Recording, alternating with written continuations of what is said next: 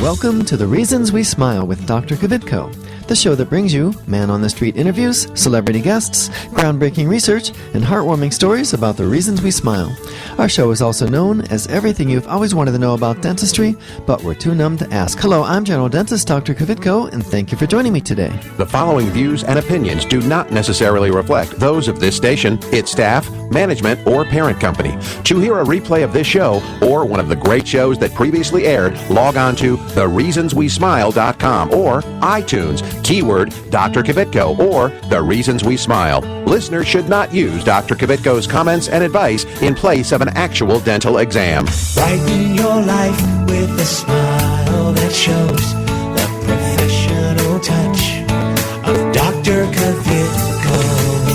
Time now for The Reasons We Smile with Dr. Kvitko. Call 459-9769 to discuss your dental issues. Now, here's your host, Dr. Kvitko. Hello, everyone. Welcome to The Reasons We Smile. I'm Dr. Kvitko, and this is episode number 459. Thank you so much for joining me. I really appreciate it. It's going to be an awesome day, an awesome show. Today, we are I'm going to try to fly a jet in a $15 million flight simulator at Flight Safety International. But before we get started, let me remind you, if you'd like to follow me on Twitter, it's at Dr. Kvitko. And if you would please go to my office Facebook page and like us, that would be awesome. The address is Dr. Kvitko and Associates. Also, all past episodes, complete with video, are available at thereasonswesmile.com. All right, so what are we going to call this show? The flight school show? Or the learn to fly show? The don't let a molar blow out at 37,000 There you go. Yes, there you go. All right, so I want to welcome my guest, and I want to thank Rex Schlagenhoff. Did I say that right? That's fine. How would you say it? I would say it Schlagenhoff. Schlagenhoff. Okay. That's hard to say. Well, not if you're German. Schlagenhoff. Okay. Well, Rex, thank you so much, first of all, for being on my show, and secondly, for showing me around this facility. It's called Flight Safety International. And you train pilots, you retrain pilots. Wait a minute. Can you start from scratch and learn how to fly a jet here, or do you just retrain? Here, you can't just come here and learn how to fly a jet. In this facility, unlike some of the other flight safety facilities, you have to have around 1,500 flying hours and an airline transport pilot rating, an ATP. That entitles you to fly passengers for pay for either charter or a regularly scheduled airline. Okay, and that takes you said people have about 5 years under their belt before they come here. It typically takes, if you aggressively fly, you get about 300 hours a year, and it'll take about 5 years minimum to amass enough hours to get an ATP and to qualify to get into an airplane this size. Okay, all right, so this is kind of a small group or an elite group? Well, I just heard a figure tossed out the other day that airline transport pilots make up 0.03% of the general population. So that's a pretty small group. Sure is. Aviation in general, professional aviation in general, is a kind of a small group. That is, I see people here all the time that I've known for years that come in and out of my life in aviation. So in general, it's a small... Yeah. How many pilots would there be in the U.S.? Oh, I don't have an idea. Here, let me look it up. As Christine, my hygienist, would say, let me ask my best friend Google. So let's check it out. Oh, okay.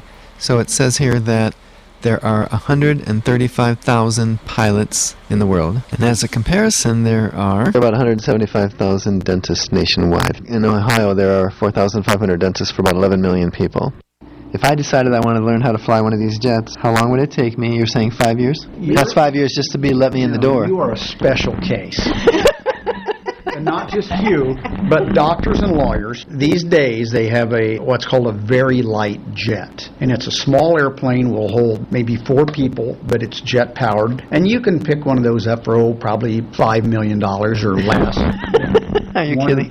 1 or 2. And then, if you wanted to learn to fly that, and that's what you wanted to start in, and it was your airplane, all it takes to get your private license, private certificate, is 40 hours. And some of it has rules, some of it has to be solo, some of it has to be night, some of it has to be cross-country, which is 50 miles away from your original, or 50 miles flying to a different field. Interesting. I have to do 40 hours of CE every 2 years for my dental degree. Well, it's very similar. Just to get your private certificate, 40 hours. Okay. And assuming I have a plane that either I own or somebody will let me borrow. That you'll borrow or you'll rent. You know, that's what flying schools are all about. Rent an airplane. And how much would it cost me, not counting the cost of the airplane? Well, let's figure. have a calculator. Let's figure 125 times. Oh, let's just say 100 times 40. What is that? $4,000. I'll bet it's in the range of $5,000 now. That doesn't sound terrible. It's not. It's not terrible, but it's time consuming. You've got to take the time to. There are several tests you have to take, and it's not like flying 8 hours a day. Usually, it's onesies and twosies, and maybe one day the airplane's rented by somebody else, or the winds are out of limits, or it's wet, or it's icy, or something like that, and you just don't want to go fly that day or whatever. But if you had an airplane at your disposal and you had all the money in the world and the weather was perfect, you're out in Tucson, Arizona or something, you could probably do it in less than a month. A month? Wow, that's awesome. If you had the time, if you had the time.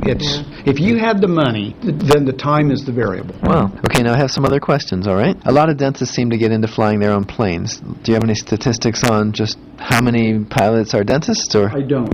I do not have that for doctors and dentists, but the lifestyle, and once you've gotten to where you've got your practice paid off, it does permit a lot of professionals to do that because it's not a cheap hobby. Wait a minute, there are guys out there that have their practice paid off. No.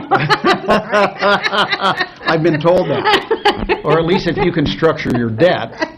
And see, you could probably, now you've got your, I'll call it your mobile lab. my motorhome? You could put that. Wings on it? You could put wings on it. You remember the old Howdy Doody thing that was the boat and the helicopter and the train and...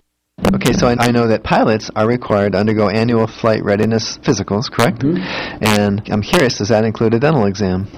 No, it does not. And it's for an airline pilot, you have to do it every 6 months. Or the guys who come here, like charter pilots, every 6 months. If you are just a private pilot, I think it's every 36 months now. Every 3 years. Mm-hmm. For just a private. What about age? Do you age out eventually? As long as you can pass a physical, you can fly. Okay, and that includes commercial airlines? Sure. No. Now, Part 121, and when I say 121, I talk about federal air regulation. Part 121, I think they are now restricted to 62. Wow, I thought it was 70. 62. But what these guys are doing charter flying, there's no age limit. There are several guys in their 70s that I know that are flying, and there are some guys in their 80s out there. And they do it because they love it? Oh, absolutely. It's a disease. Okay. So, but they require preschool and kindergarten kids to get a dental exam before they go to school. Don't you think pilots deserve that? I can look up a number and give you a number if you'd like to take that up with somebody who can do something about it. Okay, we might do that. All right, so this place is called Flight Safety International. Does this company provide dental insurance? It does. You had to think about that. Does that mean you don't have the dental? To me. Yeah, I'm trying to think the company I'm with. I can't remember off the top of my head. Ask Joni, she'll know. I can't think. Where's our insurance?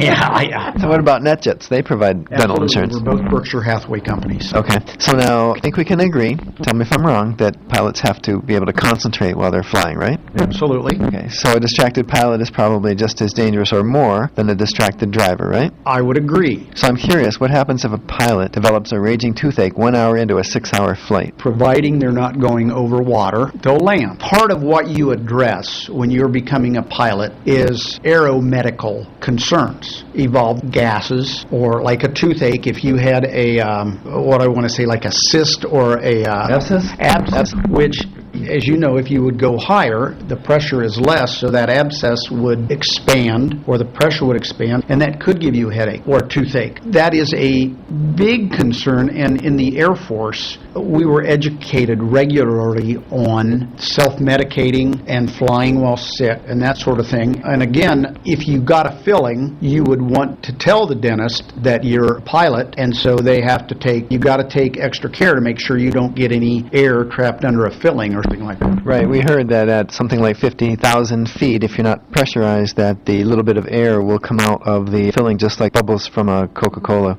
That is, you've heard of the bends that divers get, and pilots can get the same thing. If you are at altitude and the molecules try to separate and go apart, same with blood or same with nitrogen in your system, if you're at extreme altitude and you're unpressurized, then essentially your blood does boil. That is, the gas comes out of solution. It's not like, boiling on a stove, but that's why cockpits and cabins are pressurized to keep you down closer to a manageable acceptable pressure. Okay, now my next question was going to be, I think I might know the answer to this now, but it was going to be, do they have the drugs on board that they could take that would help them with the pain? But you're saying no because they'd probably land, right? Or do they have... You would land. Probably the first thing you'd do is you'd try to control the cabin pressure. If you couldn't get the cabin pressure down anymore to help with that, you'd descend. And like I said, over water, it's more difficult because a jet has to go to high altitude for better mileage. If you fly low, you burn up a lot more fuel and you don't have as much range. If you're over land, there are a lot of airports around and you can land relatively quickly. These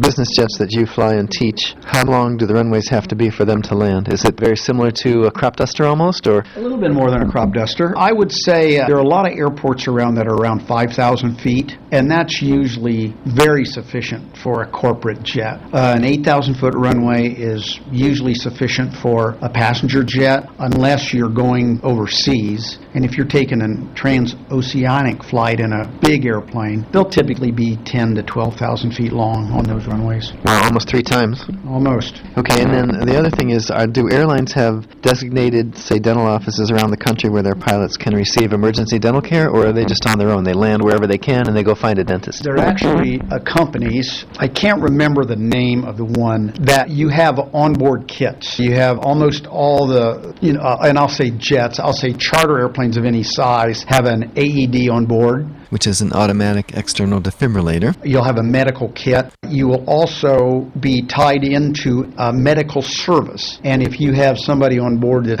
has a heart attack or medical condition, you call this company, and over the radio, they will have a doctor talk to you, and you will assist the person that's having the medical issue. Okay, that's pretty cool. All right, we're going to do Dr. Kvitko's question of the day real soon, but before we do, so get ready, but before we do, we'd like you to listen to this.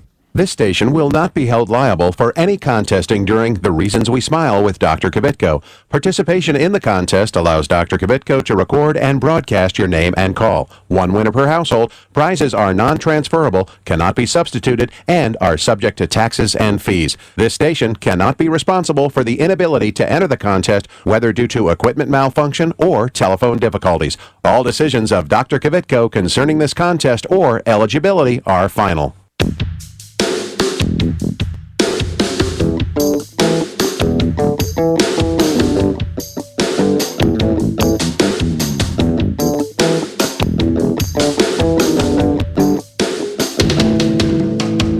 And now it's time for Dr. Kvitko's question of the day. All right, and the question is, which of the following is true? A, the annual flight readiness physical requires a dental exam. B, if a pilot develops a raging toothache during a flight, he or she has to tough it out until they reach their destination. C, there are more pilots in the U.S. than dentists. Or D, none of the above. All right, the winner's going to receive 2 free handcrafted coffee drinks at Crimson Cup. The number to call, 614-459-9769. That's 614-459-9769. By the way, it's D. Go ahead and call now. Hi, I'm Keith Carlos, winner of America's Next Top Model and star of Chocolate City 2. Look for my smile on the big screen this summer, courtesy of Dr. Kvitko. Stay tuned to The Reasons We Smile with Dr. Kvitko, the world's most interesting dentist. Hi, I'm Dr. Kvitko, general dentist and host of The Reasons We Smile radio and roadshow. Did you know that you no longer need to visit several different dental professionals to get more complete dental care? We handle everything from cleanings and orthodontics to restoration, implants, and smile makeovers, all in my office. And now we have 2 locations. Get the most advanced technology and procedures available today. It's more complete dentistry. Visit worldsmostinterestingdentist.com for more info about Dr. Kvitko. Dr. Kvitko, let's go!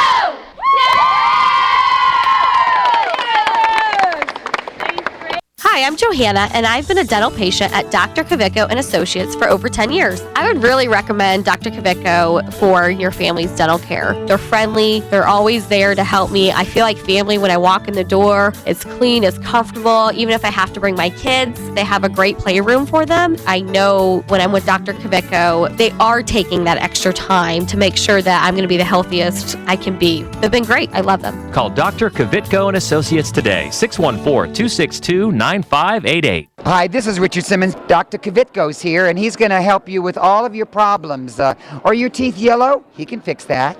Are you missing a tooth? He can put a new one in. How is that? That's very good. Thank you, Richard.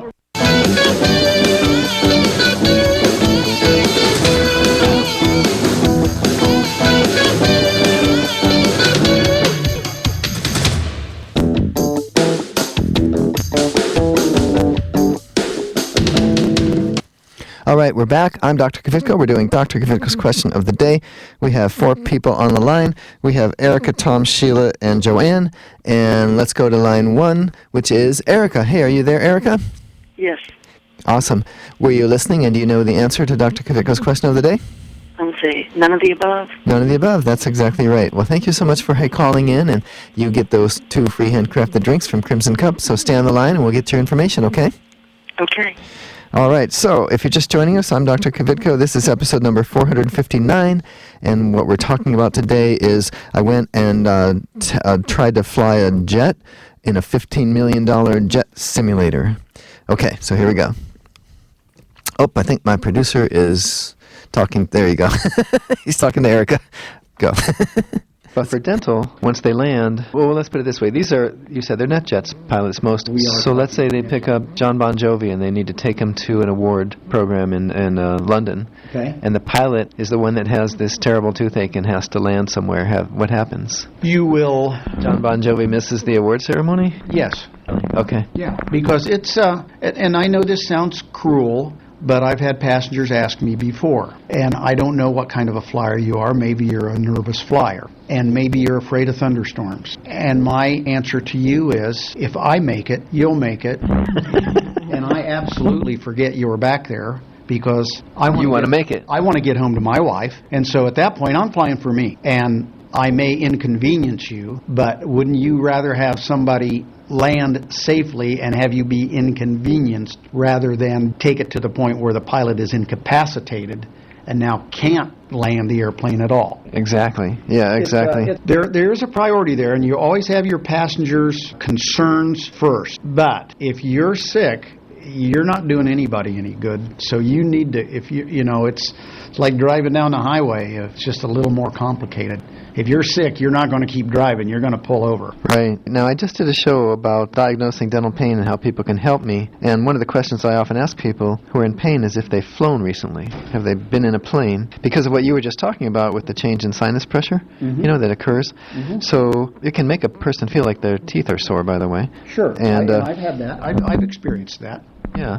And so do people who fly for a living have this happen a lot? Or you just said it happens some, but... I would say it doesn't happen a lot. You don't fly when you're sick. You particularly don't fly when you have a head cold, because that affects your balance, your inner ear. I have had, my golly, I've been flying since 1967, so I've had some instances where I've had some pains, and it's nothing serious. I would say we all go through that from time to time, if you're in reasonable health and you take care of your teeth. Well, that shouldn't happen. Which is why I'm surprised they don't have a dental exam as part of that physical. Because, let me just tell you, because you probably know this, you're a military guy, that we oftentimes have to fill out a form to certify that this soldier, this military person is clear, they can deploy, and we're not expecting them to have any dental need. They're not going to have an abscess, they're not going to have an infection. There's nothing that can happen in the next 12 months that is going to incapacitate them. But so don't you think the private pilots ought to also be kind of checked for that? I can understand how that would probably be a good point. I guess you would have to look at the statistics, and I would imagine that the FAA has that, because if you have an emergency where you have to land because of a medical issue, you are supposed to make a report for that. So I would imagine that the data is out there.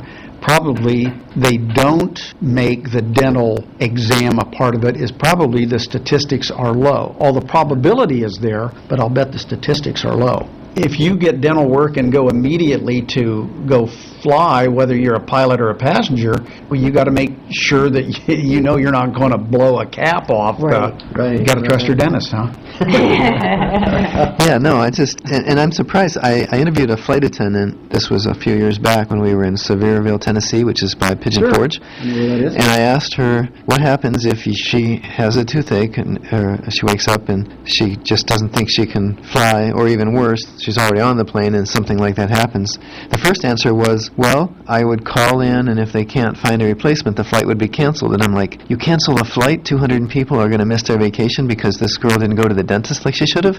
You know, because if people go on a regular basis, they don't have these emergencies. Well, so it's almost like there should be a requirement that these folks, you folks, have great dental health. You know, and I can't disagree with that. It makes perfect sense to me. And I'm guessing maybe what we're hearing is they have great dental insurance, they probably take care of their teeth and go on a regular basis. So maybe what you're saying is statistically it's not an issue. But if you took the general public at large, it would be an issue if you see what I see. Again, I would bet. Yeah, I think we are in a different category. Most of us have been, typically you have a college education and you have been taught to take care of yourself, and this group here is very self-actualized. These guys come in for 3 weeks study or 3 or 4 days of study. It's not like a 6th grader. I don't have to say, now go, Johnny, go home and do your homework. These people know what they're supposed to be doing, and so they know if they're going to continue to be in this profession, they have to take care of themselves. Well, and the same thing, would you want to be the stewardess that caused the whole plane to not...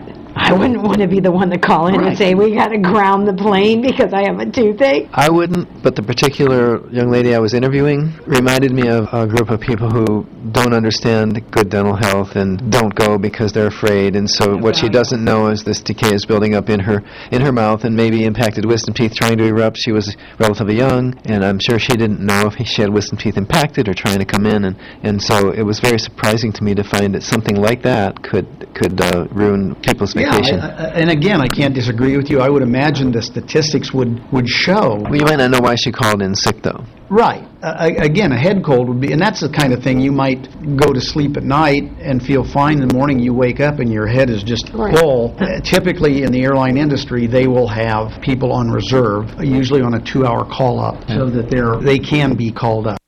This is Clark Kellogg. Stay tuned for more of Dr. Kvitko. Estás escuchando con Dr. Kvitko aquí en su estación favorita.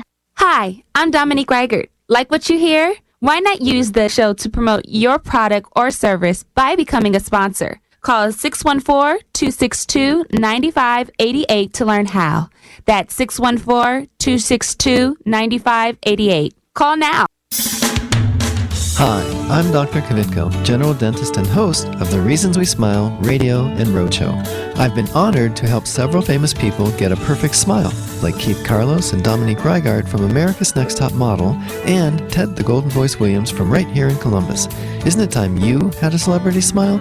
It costs less than you might think, and most of the time, it can be done in one visit. A new smile can make a world of difference. Visit worldsmostinterestingdentist.com for more info about Dr. Kvitko. I'm Grandpa, and I go to Dr. Kvitko, and I still have all my teeth. Real ones.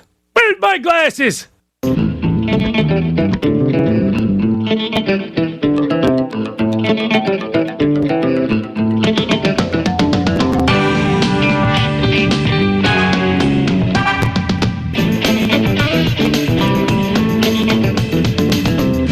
All right, if you're just joining us, I'm Dr. Kvitko. This is The Reasons We Smile. It's episode number 459. And we're talking about dentistry and pilots, or talking about dentistry to pilots, or something like that. And now it's time to listen in as I first fly and then try to land a corporate jet via this $15 million simulator. So let's listen. And it's going to be a little boring at first because we're just flying, but listen up. You're going to tell he's telling me how to keep the horizon and all this stuff. So here we go.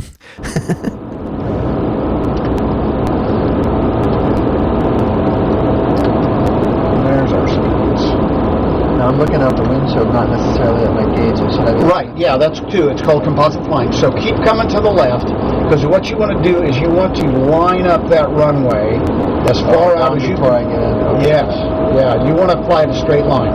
Okay, now that green light that just came up is the runway threshold, so you can't land before that. Now I'm going to turn back into... Not yet. Not yet.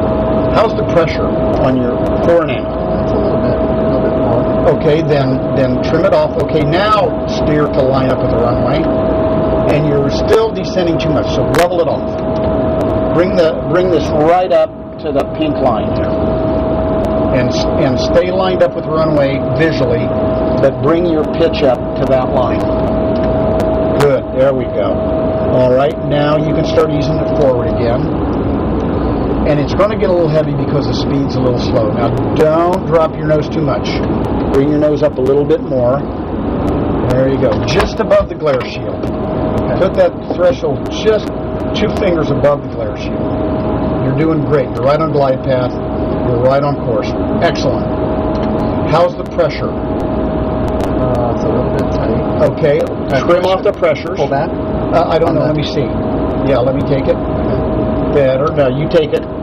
Wait, let me have it. Take your hands off. Just a minute. Let me trim off the pressure for you. Are you pushing or? No, I'm just trimming the pressure off there. You got it. Okay. It's going to take a little down. Okay, bring the nose down. And whatever it's trying to do, you trim the nose so there's no pressure. Keep bringing the nose down. We're above glide path. Keep bringing it down. Stay lined up with the runway. You need to come a little bit left to line up the runway. That's a perfect pitch. A little bit nose down. Nose down. Bring the nose down. Bring it down some more. How's the pressure? Pressure's good. Okay. Pressure's good. That's good right there. That's good right there. Don't change anything for the time being.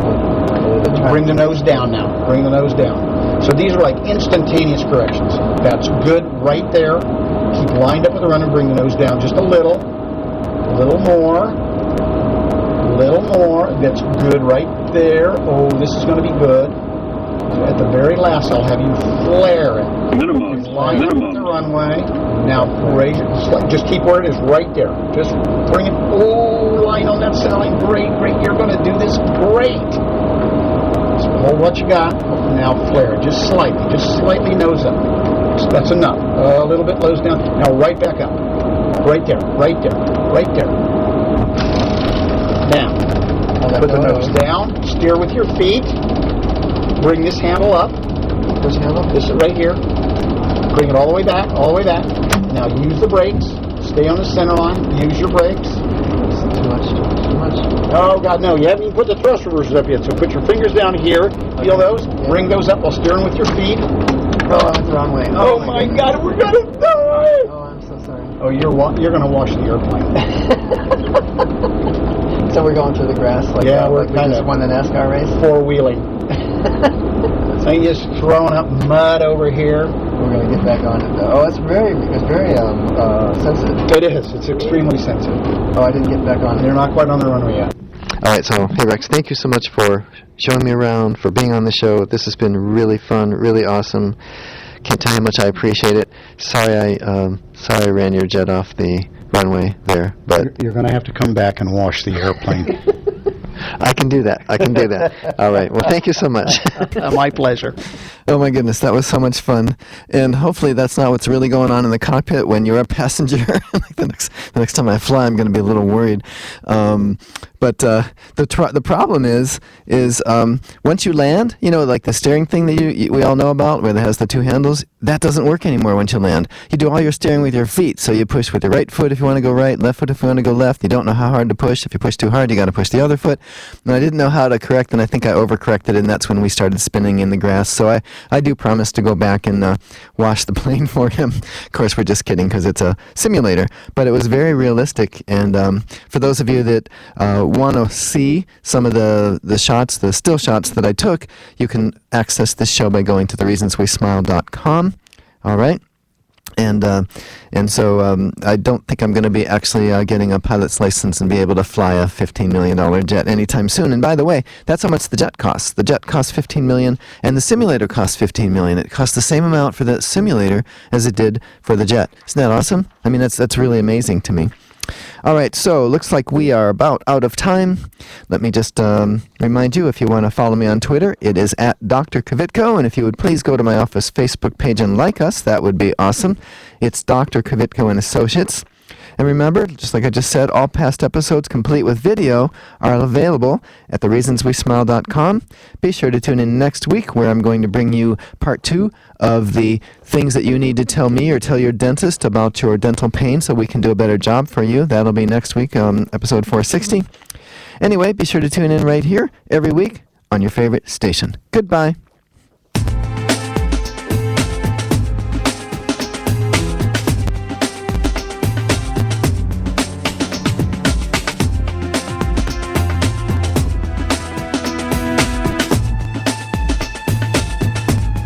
This is Carly Red from Love and Hip Hop Atlanta, the hit show on VH1, urging you to tune in next week with my dentist, Dr. Kvitko. If you're interested in learning more about this and other dental health topics, go to thereasonswesmile.com to access full episodes of Dr. Kvitko's show. If you'd like Dr. Kvitko, the world's most interesting dentist, to speak at your next event, please call 614-262-9588. That's 614-262-9588, or send an